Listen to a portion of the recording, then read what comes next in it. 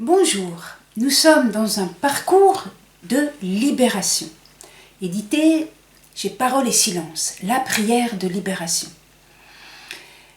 Or, dans la Bible, l'exode biblique est le modèle des libérations. C'est pourquoi nous commençons par cela. Nous sommes dans notre second enseignement, nous avons déjà parlé de la dynamique d'alliance, la dynamique de marche et aussi de la nécessité des temps de repos. Maintenant, nous voyons quel est l'enjeu spirituel de l'Exode qui est une rupture avec la magie. Non seulement celle d'Égypte, mais aussi celle de Canaan.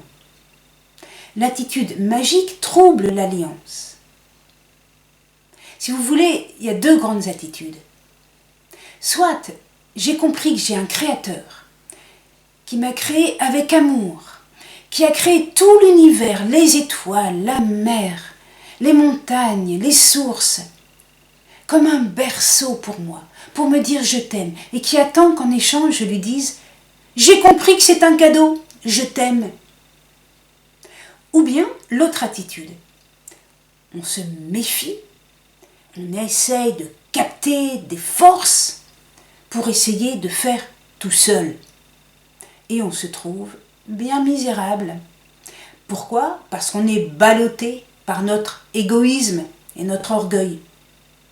Alors on fait plein de choses, mais derrière nous, il y a une traînée de poussière et de souffrance.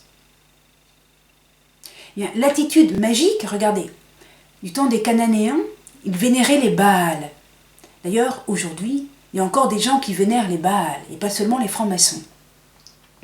Les Baals, il fallait faire, par exemple, un sacrifice d'enfants.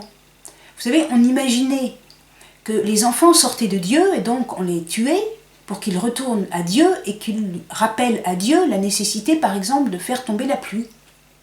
Ou encore, pour faire tomber la pluie, mais on faisait des prostitutions et on copulait pour montrer à Dieu qu'il fallait arroser la terre. Alors, vous voyez bien que ça fonctionne sur une pensée analogique. Ça fonctionne sur une pensée analogique, mais on voit bien qu'on n'a pas du tout confiance en Dieu. On fonctionne dans une technique. La technique, c'est un esprit de puissance et finalement, généralement, ça tourne au maléfice, car on va utiliser la puissance, pas seulement pour faire venir la pluie, mais aussi pour faire du mal à son voisin dont on est jaloux. Au contraire, l'attitude d'alliance tourne à la louange. Merci Seigneur, je sais que tu as fait le ciel et la terre. Voici du pain, nous te l'offrons. Voici un mouton, nous te l'offrons. Nous avons compris que tu veilles sur nos existences.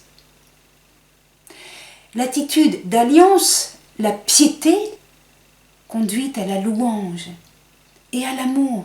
L'amour de Dieu, mais aussi l'amour du prochain. Alors, quand les Hébreux sont sortis d'Égypte, au mont Sinaï, ils ont reçu ce qu'on appelle le décalogue. Ce n'est pas seulement une loi. La première parole du décalogue, c'est une déclaration d'amour. Je suis ton Dieu qui t'a fait sortir d'Égypte. Ensuite, il y a effectivement des commandements. Le premier, pas d'idolâtrie. Il n'y a pas d'autre Dieu que le Dieu vivant. Pas d'idolâtrie. Attention, les idoles, on en fait tellement. Et pas seulement l'argent. Pas seulement des idoles, bien un chanteur, un footballeur, mais aussi notre propre égoïsme devient notre idole. Le plaisir devient une idole. Et même l'État-nation.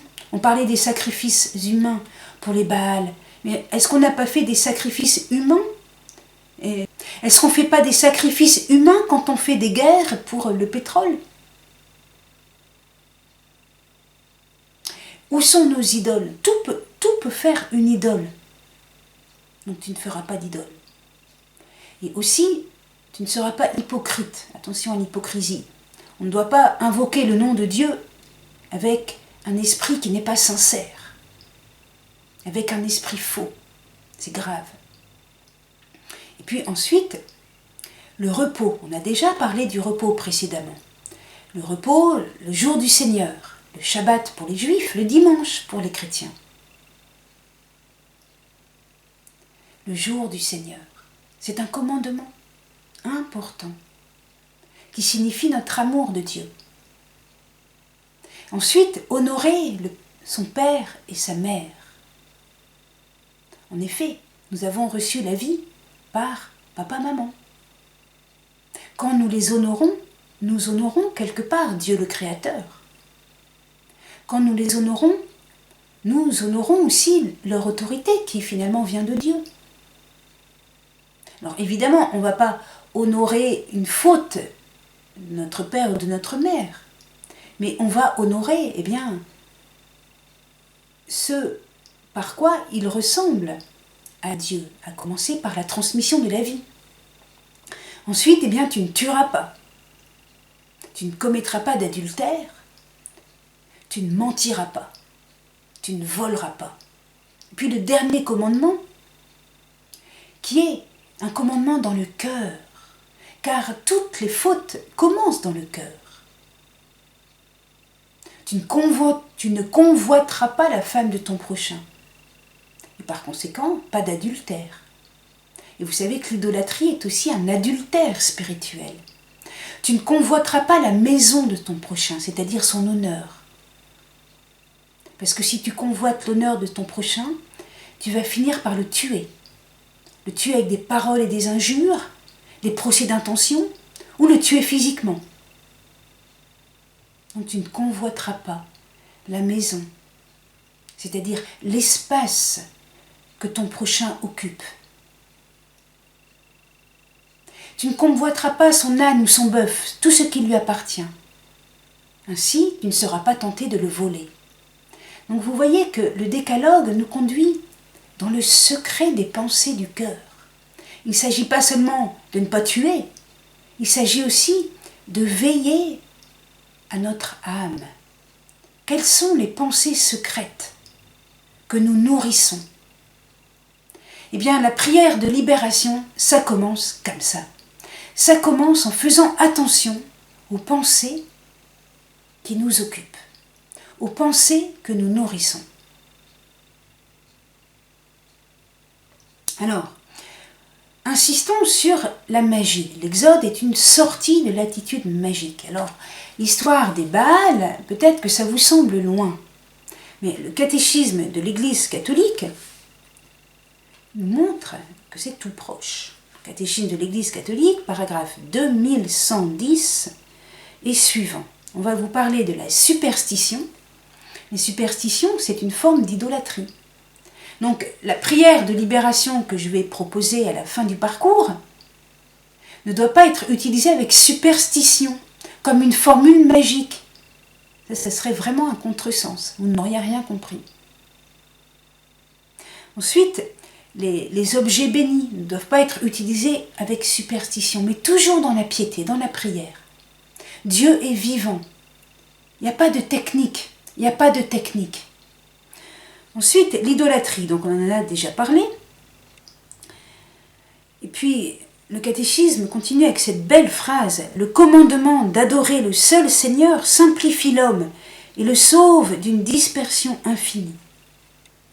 L'idolâtrie est une perversion du sens religieux inné de l'homme. Beau. Alors, on continue. La divination. La divination, c'est vouloir deviner. Alors, il y a plein de manières. Le tarot, les boules de cristal, les horoscopes, et j'en passe, les voyants. Tout cela est très mauvais. L'avenir n'appartient qu'à Dieu. Et nous avons un libre arbitre. Autrement dit, même si Dieu connaît l'avenir n'est pas écrit d'avance. Dieu connaît parce qu'il est au-delà du temps. C'est tout. Et donc, les démons veulent nous tromper. Et puis, dans la divination, il y a aussi un esprit de puissance. Je voudrais connaître les pensées secrètes de l'autre, de façon à pouvoir le dominer, de façon à pouvoir le posséder, de façon à l'avoir, comme on dit, de façon à l'avoir. Eh bien non, non. Alliance avec Dieu, alliance avec les autres, respect de l'autre, respect de son jardin secret. Ce qui n'empêche pas qu'on puisse demander un dialogue, surtout quand on sent qu'il y a des malentendus. On peut demander un dialogue, mais on ne peut pas utiliser la divination. C'est formellement interdit. On ne peut pas non plus utiliser la magie, on ne peut pas utiliser la nécromancie. Je raconte une histoire de l'Ancien Testament. On avait le roi Saül et puis le jeune David. Le jeune David avait des victoires et Saül était jaloux. Alors il va consulter la nécromancienne pour réveiller d'entre les morts le grand Samuel, celui qui avait donné l'onction à Saül, pour essayer de l'avoir de son côté, pour essayer de retrouver un peu l'âge d'or où Saül était le grand roi, non critiqué.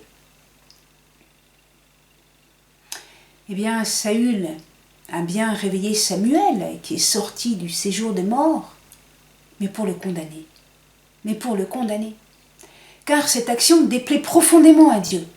Non, nous n'utilisons pas les morts à notre profit. Nous n'utilisons pas les morts pour augmenter notre pouvoir, notre renom, notre assurance, pour obtenir une protection en temps de guerre. On n'utilise pas les êtres vivants, on n'utilise pas non plus les défunts.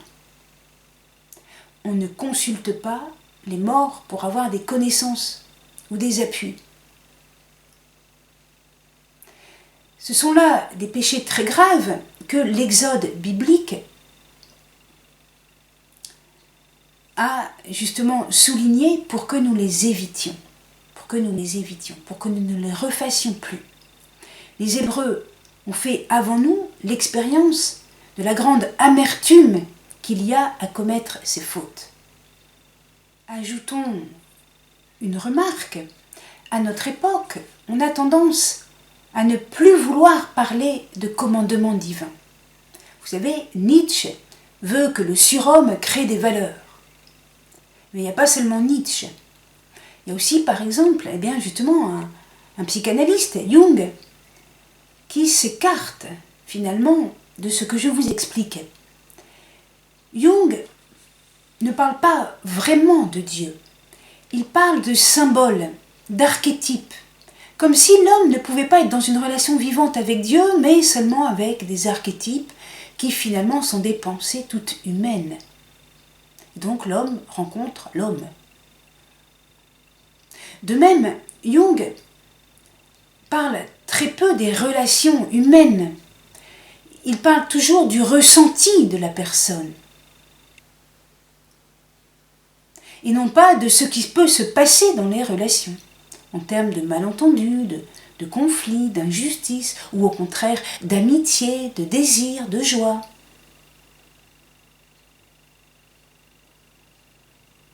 La Bible nous parle de relations vivantes à Dieu et de relations vivantes aux autres.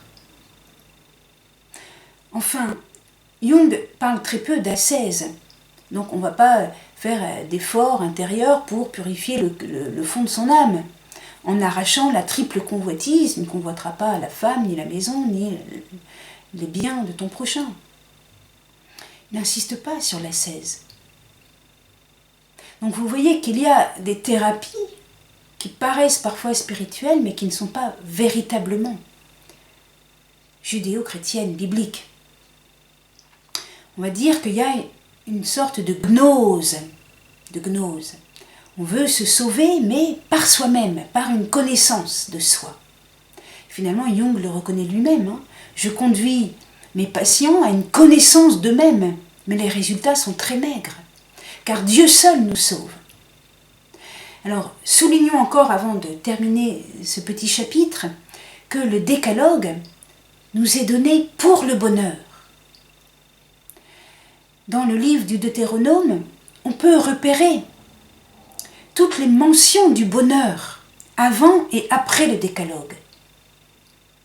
C'est pour la joie, c'est pour que tu sois heureux. Et donc libéré de tes tristesses, pour que tu sois heureux. Merci, au revoir, à bientôt.